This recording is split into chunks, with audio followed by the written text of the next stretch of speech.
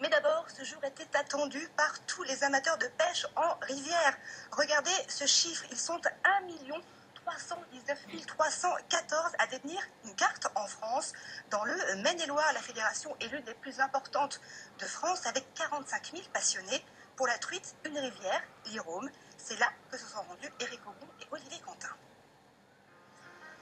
Les plus mordus sont là depuis le lever du soleil, à attendre patiemment un mouvement au bout de leur ligne. Cette année, pour le lancement de la saison, 400 kilos de jeunes truites d'élevage ont été lâchés dans l'Irôme. Mais à cause de la météo pluvieuse de ces derniers jours, le poisson se fait plutôt rare.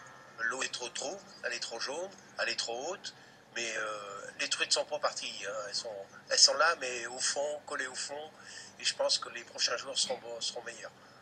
Pas de quoi entamer pour autant le moral des pêcheurs. Certains prolongent volontiers la convivialité de cette matinée en pleine nature, autour d'un casse-croûte. Pour l'instant, ça n'a pas marché.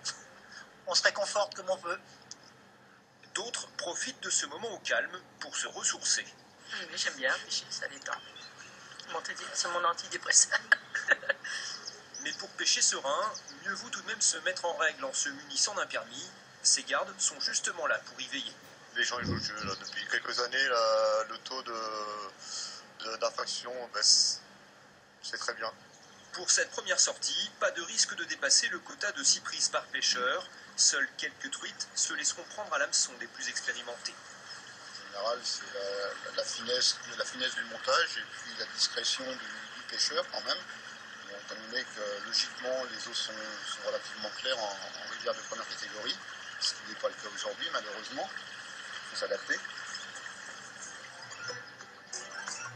Beaucoup repartiront bredouille à l'issue de cette reprise, qui aura toutefois donné l'occasion aux pêcheurs de retrouver leur matériel, en attendant de s'attaquer à plus gros poissons, avec le démarrage de la pêche au carnassier le 1er mai.